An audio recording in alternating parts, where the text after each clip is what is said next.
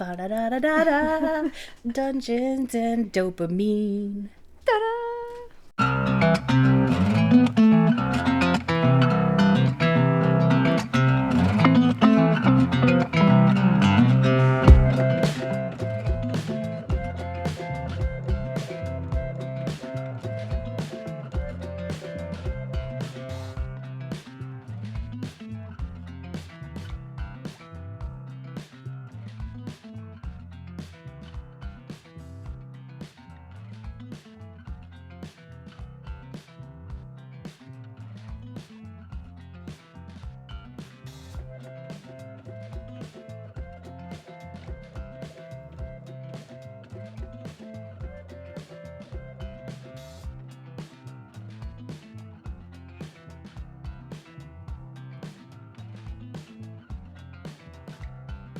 Hello, welcome to Dungeons and Dopamine. I'm Jess. I'm Bree.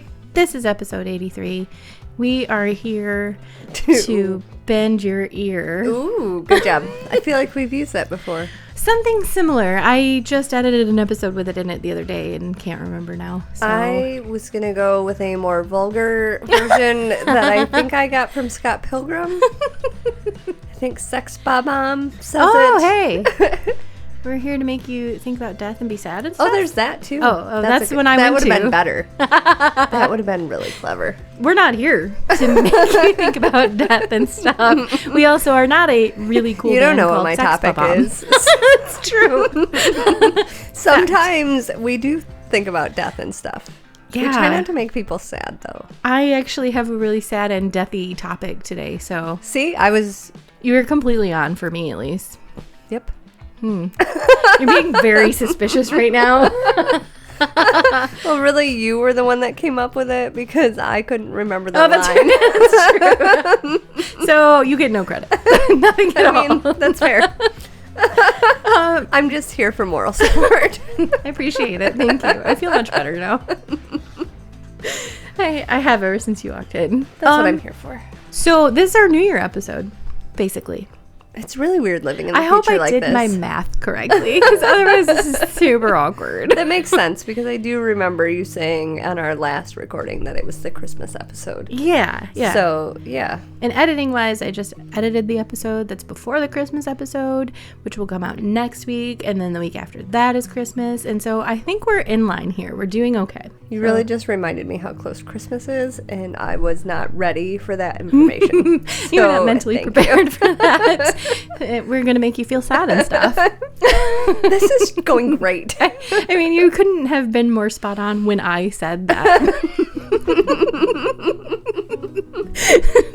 I really feel like this is top-notch recording. We really hit the peak. I do here. agree. Mm-hmm. Episode 83 is where it ends. We can't go higher or we will be burnt by the sun. Yes. And the other option is to go low. And we can't do that either. We've been there, done that, and we're back. Yep. So this is it. This is goodbye.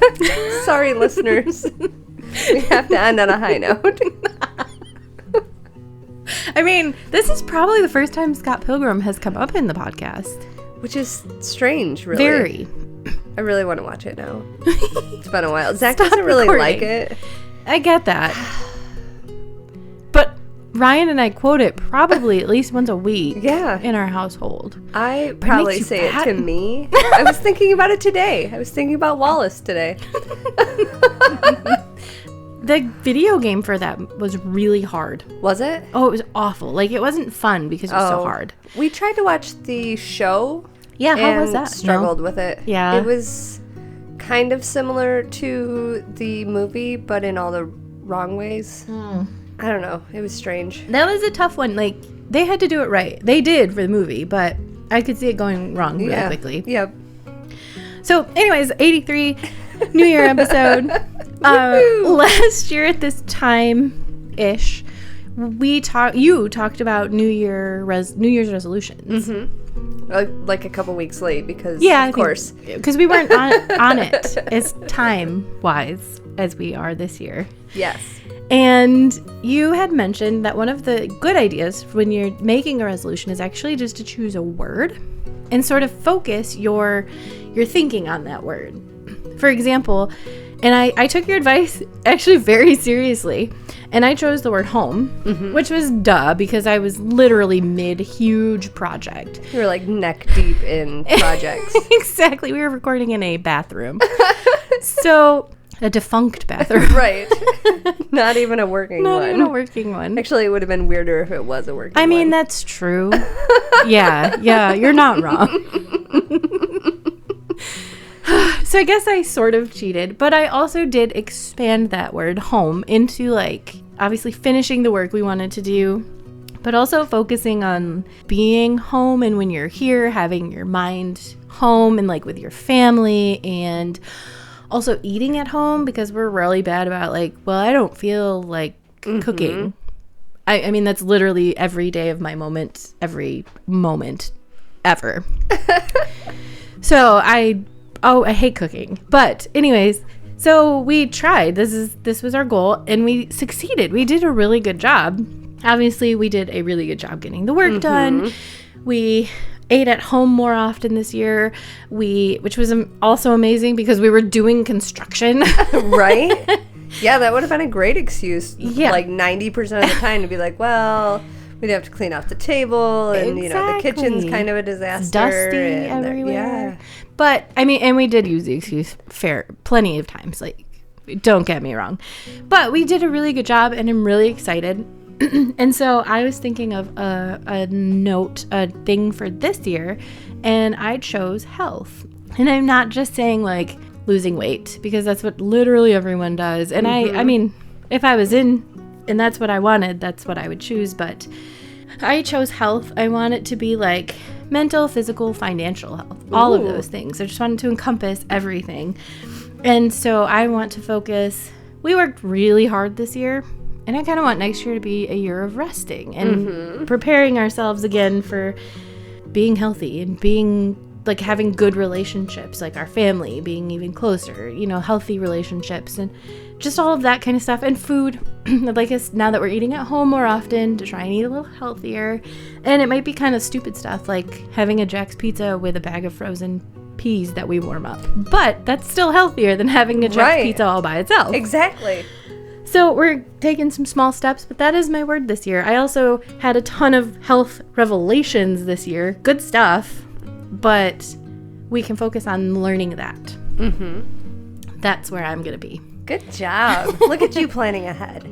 I know, right? It's not even actually New Year. And I know this. And I had, like, it just occurred to me this week that we are at the end of this year. I know, it's crazy. And I panicked because, I don't know, for like 4 years it's been, okay, this must have been the craziest year there could be. It can only get better from here.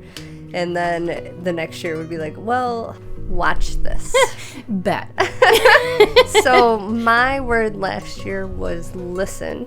Yes. And I think it went pretty well. Yeah. Same with you. I learned some things about my health and had to really tune in and listen to my body and listen to doctors. What I need. Yeah, doctors and what my body was telling me I needed to do. I quit a job in order to listen to my body and listen to what I needed. I really focused on time with my family, like you mentioned, you know, listening to Connor and letting him just tell stories. So hard. Yeah. Yes. Because sometimes you're like, I don't care about Minecraft. Or Transformers or this. But it means so much when you can repeat something they've just said to you back. And I think it really, there is a huge difference. You haven't seen Connor in a while. I know. Which he was mad at me about today, by the way.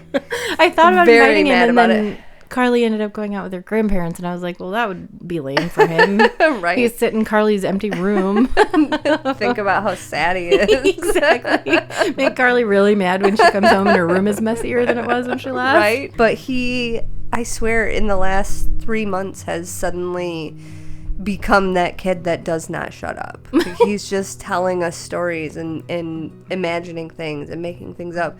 And sometimes it's weird stuff, like Well, his new thing is sleepwalking. He doesn't sleepwalk. But he's obsessed with it He now? has slept walk once or twice. I remember. It was very yesterday, scary. I said, or I like pulled out the Christmas decorations and I said something like, oh, I wonder where this thing is. And he was like, well, maybe you were sleepwalking and you hid it from yourself. I was like, no. Did you check his room after that? I probably should. Just wondering. Or his favorite hiding place. This is his new way to get away with things. He's like, yeah, Mom, you must have hid it from yourself. I bet you slept ate all those Oreos, Mom. It wasn't me. He's got Oreo teeth. That would be him, too. That would be hilarious. That would be one of those moments that's hard to parent through because you want to laugh, but you know that you shouldn't. Right? Oh, that's beautiful. No, he hasn't done that yet, but now I'm going to be suspicious. So, and we started doing, especially with his awful bus schedule this year, I drive him to school at least once a week, and now that I'm not at the township, probably 2 or 3 times a week, and that gives us an extra chance to connect and talk and have breakfast together. So, I think my resolution went really well too. I don't know what next year's is going to be. That's okay. Report back to us, and we'll learn together. Learn. That can be yours. I give it to you. I mean, no, that'll be the year after that when I go back to school to get my master's in library science. Exactly.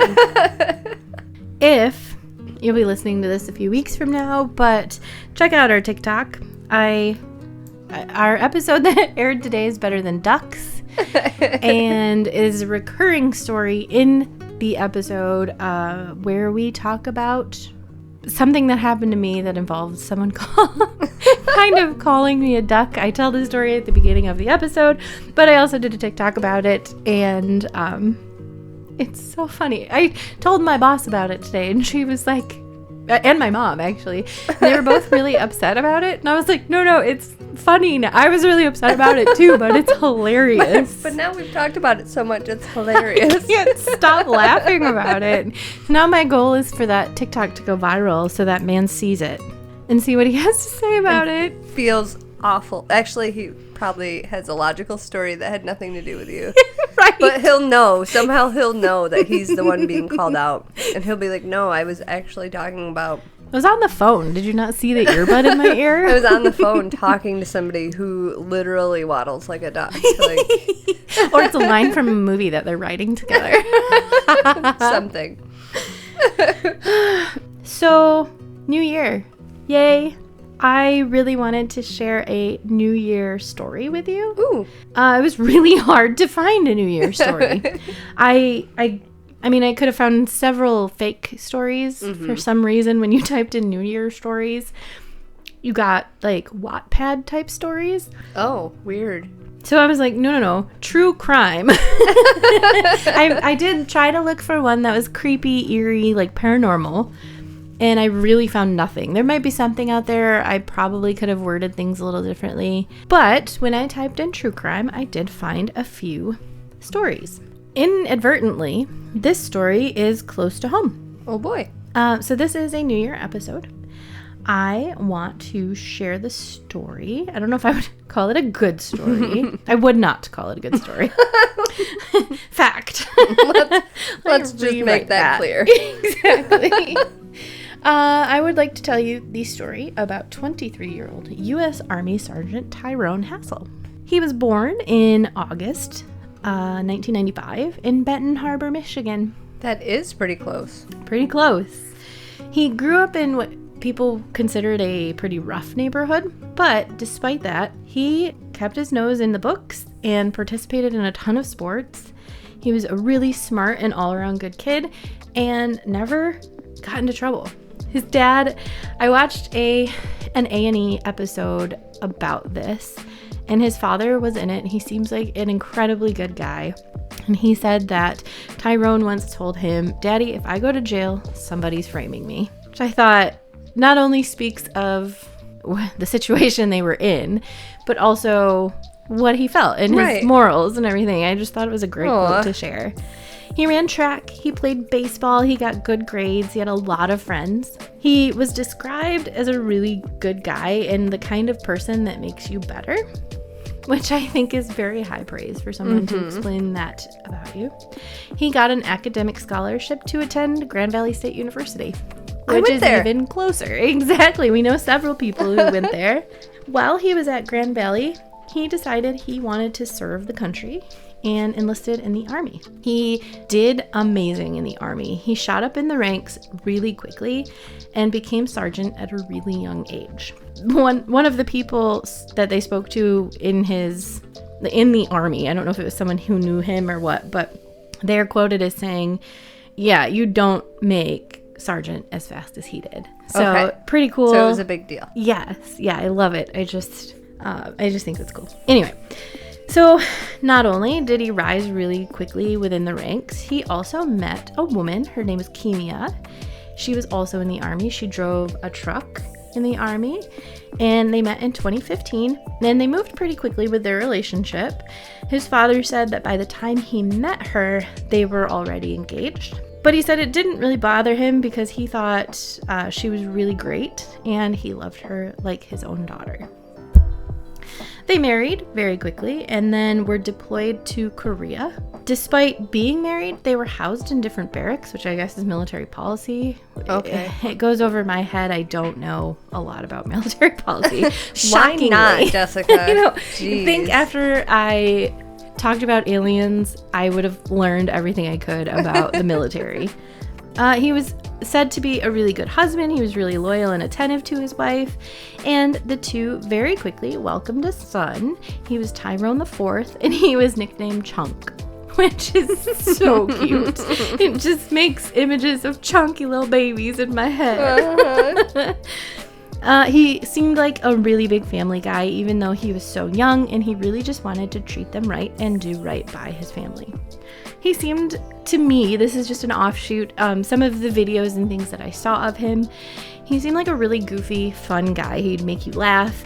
I saw a video of him, like a Vine or a TikTok or something, of him dancing around while he was vacuuming and like singing and dancing, and it just was charming. I just thought, gosh, I think I could, this guy would make me laugh. Right. Kind of a thing. Aw. I wrote in here, he seemed like a huge silly goose. Not a duck, though. Not a duck. A goose. A silly one. A silly goose, not a waddling duck. So the couple ended up on block leave in 2018, which I guess means that they both get to be on leave. I don't really know. It's just what they called it. Okay. And they were staying in St. Joseph Township with Tyrone's father. It was New Year's Eve 2018, so we're so close to 2019. This was before we knew about COVID. Aw, pre-COVID days. Simple time. I wouldn't get to work from home if it weren't for COVID, though, so I guess That's I should true. be a little tiny bit grateful. Ugh, no, I'm still not.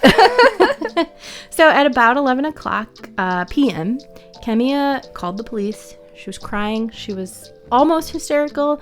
She was saying she needed an ambulance because her husband had been shot. Here we get to the crappy part of my story. No, let's just go back to how nice of a guy he was. Let's watch the videos of him being a silly goose. And then just end it. We're here to make you think about death and be sad and stuff. If you haven't watched the Scott Pilgrim movie, now is the time. Yes. It'll make us make a lot more sense. Exactly. In general. Exactly. Yeah. They explain a lot about our psyches. So paramedics arrived on scene and they found Kimia holding her husband and covered in blood. She was obviously very distraught. Tyrone had been shot several times. His father was quoted saying he found or saw 4 shell casings on the ground, so there were at least 4 shots fired. This part is hard and trigger warning if you have a graphic mind. I don't know how else to say that. His father stated that he could see a hole in the front and in the back of his son's head. He was quoted saying that he wanted them to have a way to save his life, but looking into his son's eyes, he could see that there was nothing left there. Tyrone was pronounced dead on New Year's Day 2019. Kemia was really cooperative. She went into the police station and she was telling them that she heard shots that evening. She put their almost 2-year-old son in a room and then went outside to see what was going on. She did not hear how many shots exactly were fired, but it felt like there were a lot to her. So then obviously questions started piling up. Tyrone seemed like a really good guy, so what happened? He was well-liked. He was hardworking. Who would want to hurt him? At first, they kind of thought maybe it was just a robbery. He was in the military. They were doing pretty well. He was a well-dressed guy. He wore jewelry. St. Joe isn't really the nicest place. It's not the highest income city. So maybe someone needed the money. Of course, they did wonder. I'm not going to say a whole lot about this, but of course they wondered if it could be drug related. Did he have drugs on him? Did he do drugs? The answer to this, by the way, completely seems like a no. From what I could see, there was absolutely nothing like this involved. And then finally, they actually wondered if it was a case of mistaken identity. His half-brother was rumored to be running with a tougher crowd, and they thought maybe he got into some trouble, and the shooter thought that it was his brother when they shot Tyrone. It's so heavy. It's so hard to talk about. Right. I know I laugh and we make jokes. It's a very serious thing. The jokes and everything help take off some of the blanket of That's how we handle things. heft. Yeah, it's just so... Anyway, we'll keep going. A lot of tips poured in as the case started to gain media attention, which was literally the very next day. It was shown on news channels and started pouring in.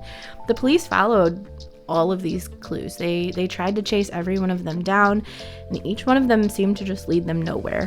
One neighbor did report a man who had parked outside in the neighborhood right before the shooting, but unfortunately it just didn't really lead anywhere.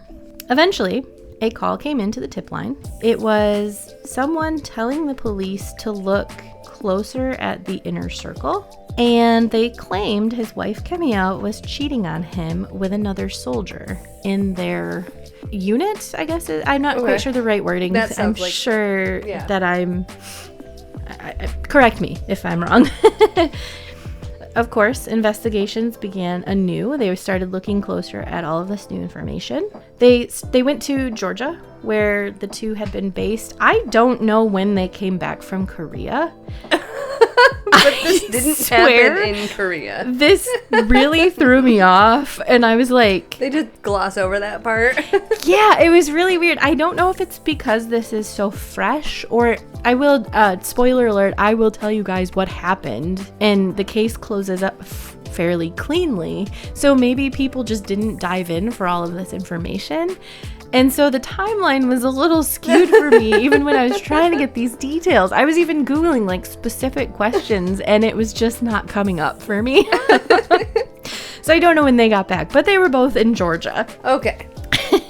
So they learned that Tyrone had actually discovered his wife's affair. So this was a true thing. They learned that the other man was named Jeremy Quaylar. He was called Quay, which is what I am going to refer to him as most of the time in the rest of this story.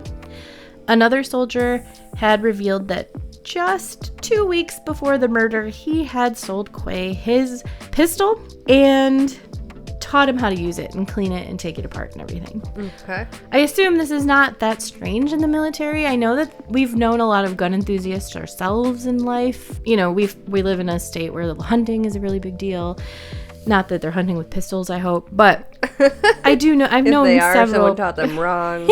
Right? They're not hunting the right things. I do know that I've known a lot of people who are enthusiastic about guns and they collect different kinds. And so I assume that's kind of what happens in the military as well. And so it's probably not that strange. But these soldiers also admitted that Quay came back to base or wherever they were stationed and was just straight up saying, I went there and I took care of things. So he's basically admitting that he went and he shot Tyrone. So that was very obviously enough to bring him in for questioning. He immediately cut off questioning and asked for a lawyer. Kemia had never once All the words are gone. I'm done. It's too bad. We've got a whole nother episode to do. All right. So Kemia had never once mentioned an affair while she was speaking to police. She was really good. She even came into the police station and said, help me. I want to find who did this. I want to talk to you guys. I want to tell you everything I can. She was really cooperative and really helpful, but never once did she really mention upset. This. Yeah. She seemed distraught. The police brought her in for questioning thinking, what's going on here? Was this an affair a while ago? It's over, and now she's got a distraught lover who came and exacted revenge. So they brought her in, and I've kind of got this quoted here. I just want to read it straight from the I don't remember if this is an article or if this is from the A&E show. Sorry. I should know that, but I don't. State Police Detective First Lieutenant Andrew Longuski. He says, we didn't know if we had a boyfriend that was a little obsessed or acted on his own because he was saying he had committed the homicide or if she was actually involved. They questioned her about the relationship with Quay. She denied knowing about the murder and agreed to a polygraph test. So this first lieutenant guy, he was a polygraph specialist. So that is why they had him question her specifically. And the polygraph revealed that she was lying. Really? She agreed to a polygraph in it. Okay. This is when she changed her story. Weird. 180-degree change. Yep. She said, let me make a note on this first. I am not saying that she did anything right. And I am not saying, obviously, I do not condone what it appears she's done. But I also did not like the way they questioned her. If you are curious about it, you can watch some of the footage about this, the questioning and everything, the perk of it being in the thousands. Mm-hmm. But what she did was wrong, but they really manipulated her a lot. They played like the sympathy card that they were just going to try and help her and that she was set up by Quay and that he twisted her mind and, poor her, and she really loved her husband and she'd never be treated like that by anyone, and it was just kind of sick. Mm-hmm. And they kept her for hours. She was there for like 11 hours or something along those lines, and maybe it was 6 hours. I know that's a really big difference. Either way, that's a long time. A very long time. Again, she seems to have been in line with this murder, which is gross and horrible, and so I can't say that maybe it is right what they did, but it also struck me as icky. So anyway, that's just fair. My 2 cents. Eventually it comes out, Kemia she'd planned this with Quay. She'd been sending him snaps of Tyrone's movements and what he was doing, snaps being Snapchat, which I guess if you don't know Snapchat, it sends the message and then it immediately makes the message go away. If you screenshot the message, it will tell the other person that you have done so. We talked about it a little bit in one of the former episodes with Sarah Stearns, because her best friend, who I don't want to spoil it, was sending Snapchats. Anyway, go back and listen to that episode. Go listen to that episode. I should know the number, but I don't. So find it. Find it yourself. Research. I've already done all the research. Just go find it yourself. Don't make us do everything for you. Jeez. So it appears that they tried a few times before this night to coordinate his murder and failed. The really obnoxious thing is that if Kemia wanted to be with Quay, she could have just left Tyrone. However, there was a $400,000 life insurance payout on Tyrone. Of course. So murder. Yeah. Obviously. Because $400,000 totes worth someone's life. Obviously. So, when Tyrone's family heard about this, they were pretty disgusted. A direct quote from his father, Tyrone's father, said, "I lived with this person for 11 days after my son was killed. My entire family comforted this person. We took her in like one of our own. She was the person, that was behind my son's murder." Oh my God. How do you live with yourself? Oh, I know. It's ugh. So the pair, Quay and Kemia, were both brought in on first-degree murder charges. The trial is wackadoo. Kemia's lawyer tried to play up her young and very sweet appearance. They played up the crazed lover in Quay, and then police coercion with the weird icky, the thing that made me feel icky, they tried to play off of. Right. He pushed that this was entirely on Quay, with Kemia's innocence making it obvious that she was totally, she totally couldn't have done this. Obviously. They tried to keep the video confession out of court, and obviously they did not allow that because there was no reason not to. After it was shown, he did specifically pick out the icky part with the mind tricks and everything, trying to say how they manipulated her. Yeah, a young lady, she didn't know what else to do, and she's African American, being detained by police. It's a dangerous, scary situation, but she made a really big mistake in that she was on the phone with her mother from the prison and admitted that they had planned this and she had done this. Gotta complain to mama. Yeah, exactly. So there's nothing to show anything else. Right. She did it. There wasn't a question. Exactly. So she did not take the stand. His father in the A&E show kind of said he wanted her to because he wanted to hear her explanation of this and why and how and, how could you after this? And right. But she decided not to. She was guilty of first-degree premeditated murder as an aider or abettor. She was also guilty of conspiracy to commit first-degree premeditated murder. She received life without parole, and you can watch her being sentenced. Her face is blank. It's terrifying. She's not smirky. You don't want to reach out and slap her in the face or anything. Right. But she doesn't break down and cry. She doesn't react. It's just... That's scary. It is very scary. It's not a fun thing to watch. Quay knew that the statements from his fellow soldiers, plus the entire situation with Kemia, he didn't have a chance. He asked for a plea deal. He asked for 65 years, and then when he is 90 years old, he can try for parole. All right. Yeah. So he did express regret in his part in this. He tries to claim that she twisted his mind, which maybe she did. One thing that's really kind of intense watching the A&E show, Tyrone's father actually goes to the prison and speaks with Quay. It is hard to watch. Mm-hmm. Tyrone's father seems truly like a good guy. He just seems like a decent man. He was obviously very proud of his son.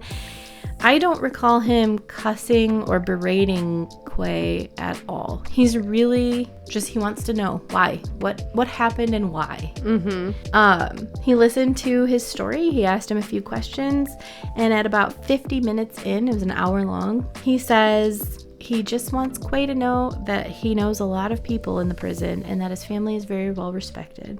Quay kind of asks him, what am I supposed to take away from that? And he just kind of walks away. And I'm not gonna lie, I feel like it was that Batman moment where things are exploding behind him, and right. I just thought it was kind of badass. Good for him.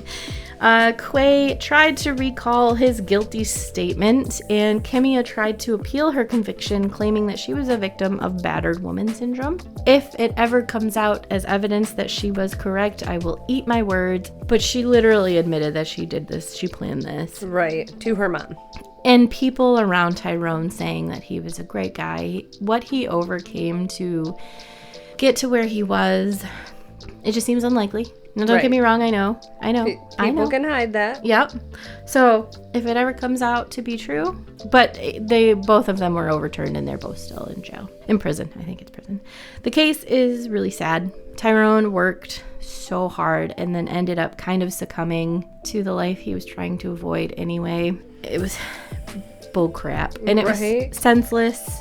It was for money. Hopefully his son... insurance money. Yeah. How... It just makes me angry.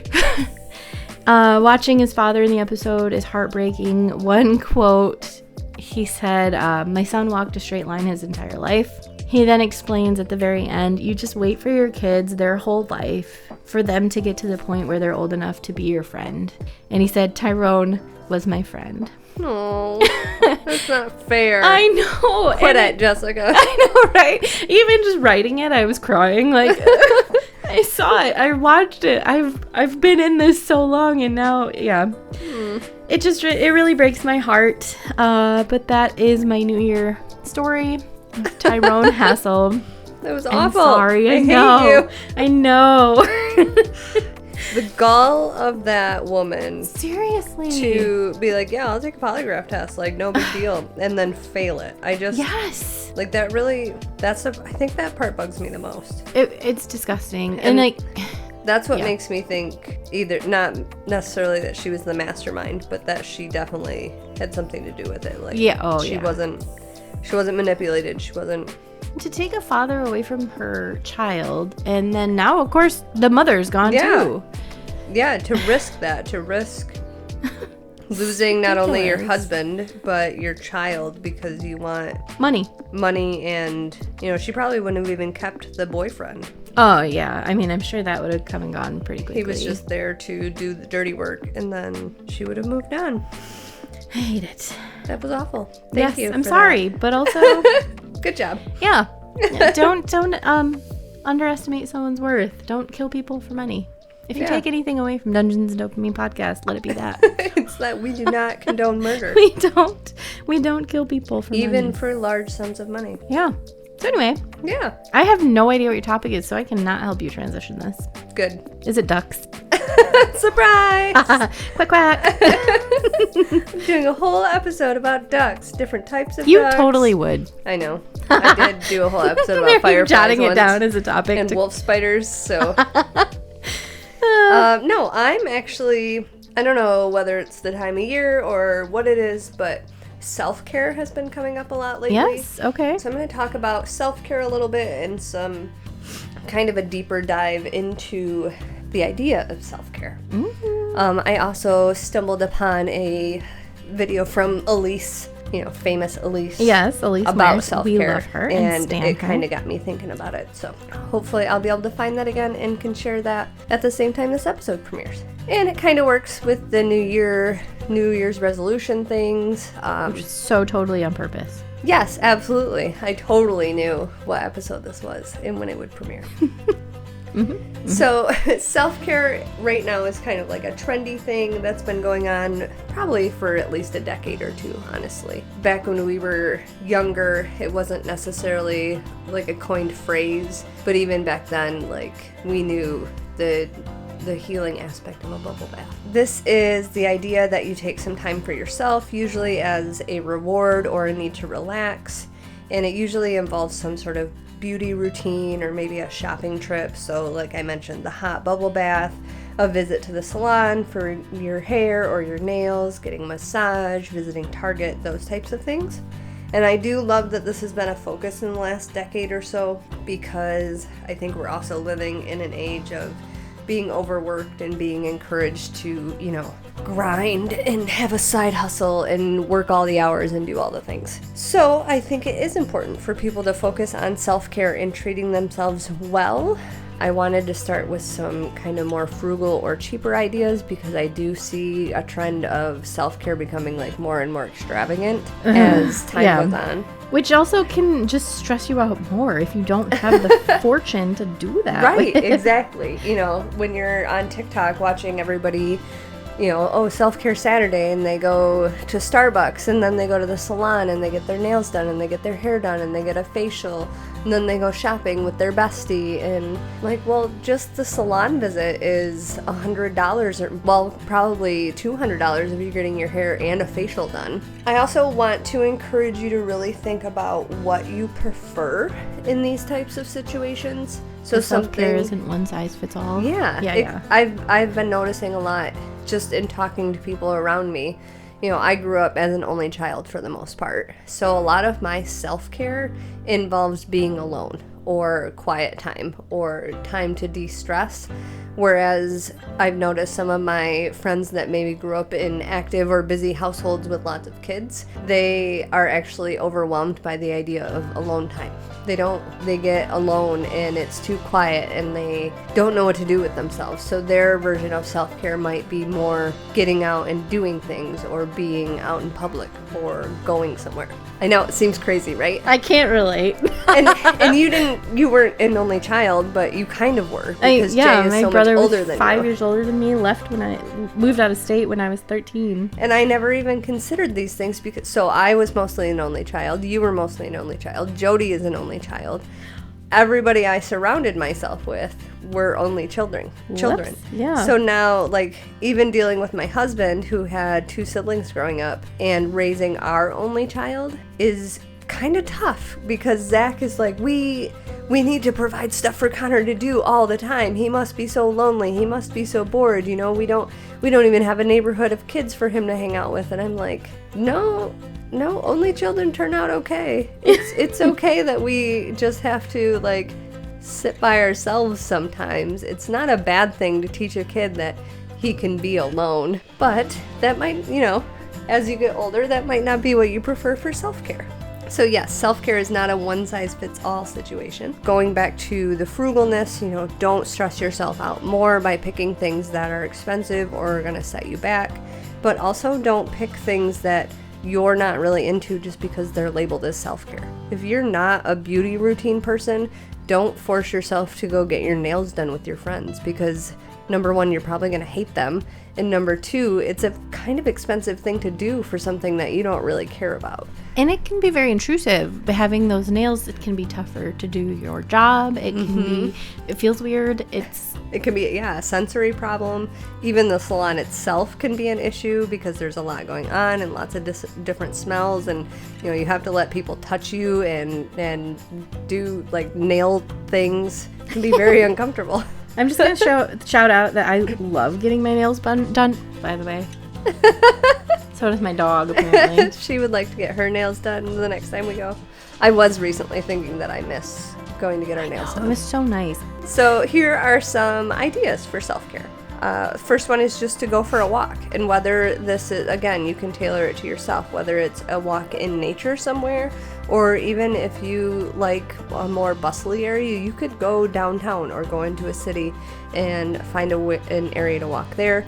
You can go alone if you need alone time, or try to get someone to go with you. Farmer's market would be a really fun place to do that. Because you could people watch. I mean, if you like the people around you. People watch, and you might be able to get some fresh veggies or something. Reach out to a family friend. Just a family friend. Someone who knows your mom and dad really well. No one else. They're the only ones that can help. Reach out to a friend or family member, again, going for a walk, or even just a phone call, or a video chat or something. Play a game together online, something that connects you with somebody else. A lot of people really like to, this was something really big when we were teenagers, is just going for a drive. Yep, especially if there is something that you can listen to that you really like, whether it's a really cool podcast or audiobooks or music. This will make you laugh. Right? So much. This will totally make your day. Find somewhere beautiful. So I talked, especially during the kindness episode, about how even just seeing beauty, whether it's in nature or whatever, kind of unlocks that part of our brain that brings all the happy brain chemicals out. Journaling or reading, so something that helps turn your brain off or turns your brain to something different. Watch your comfort show. We live in a beautiful day and age where we can just bring up pretty much anything we want on some sort of streaming service and watch it from the beginning. You used to have to spend money on DVD sets to be able to do this. Do you want to know my comfort show? Is it Gilmore Girls? It's Lost. That was going to be my second guess. It's a terrible comfort show. That's why I guessed Gilmore Girls first, because at least that has like some happy heart feels in it. No, you go straight to Lost. Mine is obviously Ted Lasso. Or ER. Which I do also love Gilmore Girls, to be honest. I will turn that on. Now that I'm older, though, I get mad at them. That's true. And then I'm like, this is probably not how I should be spending my time, angry at a TV show. That doesn't matter. Matters to me. And then some kind of different ideas that maybe people aren't thinking about. I very much recommend, and this kind of goes back to the kindness episode too, but creating something. Whether it is, traditional art, if you are artistic with drawing or creating something that way, or writing, cooking, crafting, anything that actually creates something. So this is shown to really unlock those happy brain chemicals in your brain. Plus, you are actually physically creating something out of nothing or something new, which is a whole different type of brain happy. Plus, if you then combine this with kindness and make it to give to someone else, then you're releasing all of the happiness or all of the kindness chemicals. But of course, the key is to not make it into a chore, that it then becomes work instead of self-care. Another idea would be to make time for like a new hobby or a group or a class that you could take, whether you're by yourself or with a friend. I thought you were like making a point, and I was like, with a. I told you I would try to go to Pound after the holidays. Come on, Jessica. No. Or with a friend. So yes, you could take a fun exercise class with a friend of yours, or join like a hobby group that's local, or a play D&D. Yes, play D&D, or a cooking class, or a cookie decorating class, whatever you can come up with that is both, teaching you something new or starting a new healthy habit, plus combining it with meeting new people. Can be a lot of good, happy brain chemicals there, plus, helping yourself. And then learn something. So whether it's, starting a podcast so that you can learn something new every week just by hyper-focusing on researching things, or learning a new skill. Maybe you need to learn how to darn socks so that you don't have to keep buying new socks, or maybe you want to learn about beekeeping because you want to start keeping bees next summer. My husband would leave me. He hates bees. I'll take them all to my house. And then my last idea is to get involved in your community. So find a group or a place or meetings that you're interested in, and spend some time with other people in your community that are also interested in the same things as you. And you will meet new people and help your community at the same time. And then I wanted to talk about uncomfortable self-care. So this kind of stems from the video that I saw from Elise, and she's specifically talking about especially those of us that are neurodivergent and might struggle with the simple like hygiene tasks, like washing your hair or flossing your teeth, those types of things. I want to reframe, especially in my own brain, how we think about these types of things. So typically when we talk about self-care, all the things that I mentioned before this are like rewards for doing something good, or rewards for being, I worked really hard, so I'm going to go do this for myself. But I think we also need to start thinking about self-care as stuff that sometimes we do that is hard or uncomfortable, but that it helps us in the long run. Very literal self-care. Yeah. And this can be as simple as, as women, when we talk about having like a self-care Saturday, it usually involves like a bubble bath and a facial and probably shaving your legs. And nobody really likes shaving their legs, but it's still part of that self-care routine. So changing the thinking along the lines of, okay, well, maybe it's not something I like to do, but it's something that is taking care of myself. So cleaning the kitchen isn't a reward for anything, but it does take away that anxiety part of my brain when I walk into my house and the kitchen is a mess. My brain feels a lot better if I walk in and I have a calm area where everything is put away. Exercise is a great example of self-care. It's literally, exactly. We hate it so much. Nobody wants to look forward to exercise, but it's probably the one thing we could all be doing that would actually make our lives better every day. We know that exercise makes us feel better. It releases all the brain chemicals. It makes our body healthier. It makes our heart healthier. It keeps us from getting diabetes. Like all of these things that are the ultimate form of self-care. But it's so hard. It's so hard. So trying to reframe your thinking over self-care and not just say, oh, I worked really hard today, I deserve this piece of chocolate and to sit down and doom scroll as my self-care today. Maybe it's, yeah, I worked really hard today, but I'm also going to still go to Pound class tonight because I know that it's really good for me and it's going to make me feel better in the long run. Also, and I know you didn't mean this for me to then turn it into a topic, but be careful with your scrolling. If you feel like doom scrolling is self-care, just be really cautious, because I'm sure everyone who's listening knows that studies have shown social media is not always good for you. If you're doom scrolling Facebook, you might be seeing how successful all of your friends and family and neighbors are and feel really crappy by the time you put your phone down because you're not feeling as successful as they are. So remember that doom scrolling might seem like it's a great stress relief because it's easy. You're exactly right.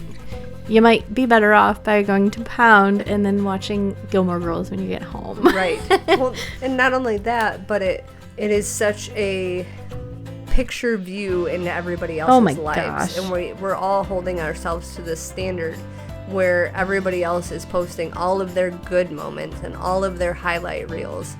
And you're stuck in this life where there's ups and downs and there's good times and there's bad times. And you start to feel like nobody else is having these bad times. Because everything they're posting on social media is their highlights. It's their up times. It's all good stuff. I don't post the bad stuff. That makes me feel sad. Exactly. I don't want to talk about nobody that. wants to hear about that. Nobody wants to know that my kid is sick again and my car broke down and I owe money to whatever and my medical bills are piling up. Nobody wants to talk about that stuff. But everybody does have that stuff going on. For sure. And it's really easy to forget that when all they're posting is their shiny new car and their cute family photos. So, pay attention to how your scrolling makes you feel. Do you actually feel more relaxed after you doom scroll for a while? Do you feel like, oh, I caught up on my friends' lives and I saw some cute babies and some cute dogs and that was a useful part of my day? Or do you feel like, holy crap, I'm behind everybody. Look at all the Christmas shopping everybody else has already done. Oh, I need to catch up. I need to, go, do. And you can, if that's a part of something, I love doom scrolling. And I have my TikTok so tailored to me that it typically does not show me anything bad. When the presidential election was happening, it didn't show me political stuff because every time it started to try, I said, no, Nope. I'm not interested. Block. Gone. And so I have it very tailored to show me funny cats and silly music videos and stupid stuff like that. So you can tailor it if it's something you enjoy. You don't have to give it up, but tailor it. Yes. Take the time. Yes. And make sure you're not getting anxious like me because TikTok is tailored to showing you all of the projects that you could be doing if you would just stop doom scrolling right now. Which actually is a good segue into my final part on this topic is really uncomfortable self-care. Things like setting boundaries or actually taking care of your physical and mental health, ending toxic relationships, saying no to commitments that you don't have energy for, setting and sticking to budgets. Things that we definitely don't associate with self-care because these are really hard things to do and they tend to evoke really negative feelings when you really think about it. But these are some of the most important things you can do to really make sure you have a healthy, not only mindset, but a healthy body as well. So it's sticking to those commitments, like going to Pound on Tuesday nights with your best friend, even though you also have to record with her once a week. And gosh, you're going to get sick of each other, which is impossible, Too late. By the way. You say that, I say too late. This is our relationship. But setting boundaries with those toxic family members, which is something that we've talked about recently. Even my sister-in-law posted about it recently. I think she tagged us in her blog post.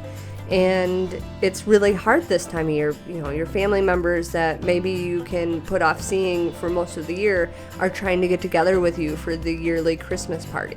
Or they show up because they want their presents. Yes, or they're trying to guilt you into, oh, you have to come over. It's family time. This is a family holiday. It's really hard to, number one, set those boundaries, but then stick to, no, we're not doing that with our time this year. This is not how we're choosing to spend our efforts. Sticking to a budget, especially this time of year. You're inundated with ads about what your kids need for Christmas or what the coolest toys are or even what you want to buy your husband or your spouse or whoever. But sticking to those budgets and, maybe not providing everything that somebody wants for Christmas, but providing what you're able to comfortably provide. Yeah, I guess that's it. All right. No, I love this topic. It's actually something my work deals with a lot, so I won't weigh in a ton because I don't want to cross those wires, but I just think it's really important. And it's not always just taking a bath. Right. Sometimes it is more critical than that. And sometimes it is taking a bath, even if it's not a bath that you enjoy. Sometimes forcing yourself to do those little habits that will make you feel better in the long run, even if it feels horrifically hard to start it. But yes, I like it. I like it a lot. I think it's really important, and I think that's a great. I never thought about the like self-care literal, like brushing your hair or brushing your teeth or flossing, or, which I know sounds gross, but it is true. Think about when you have the flu. You really don't feel like doing any of that stuff. Right. But at the end of the flu, when you take a bath, even though you're still feeling kind of crappy and you get out, you feel like a different person. Better. Yeah. So, I know that this has been Dungeons and Dopamine podcast. You do? I do. Woohoo! Go. Do you know that you can listen to us anywhere you stream podcasts and even on YouTube? That's amazing. That is amazing. You can also support us on Patreon at www.patreon.com/dungeonsdopamine. Awesome. You could even find us on Facebook, TikTok, Twitter, Instagram, and Reddit. You can also reach out to us on any of those social medias or at dungeonsdopamine@yahoo.com. That could be lovely self-care. Talking to us. Yeah. Am I putting way too much important on us? Jessica needs some tips on how to make her nose stop itching. It's so bad. Or potentially, is there any like old wives' tales about like what it means when your nose itches? Because it used like when your palm itches, that means you're going to get money soon. Yeah, I think it's your left palm though specifically. Oh, probably. And your right is like something else. I don't know. Death. We should look at that. We should research that as a topic next week on Dungeons. Not really. Superstitions. 6 Okay. Anyway. weeks from now. Yeah. So Dungeons and Dopamine is edited and published by Argyle Pigeon Productions. That is a sick pigeon. The pigeon needs to do a little self-care. I'm a little stressed. I panicked. I'm laughing so hard my face is turning red. I can feel it. All the blood is in my head. Oh my gosh. Okay, we love you. Okay, bye. Bye.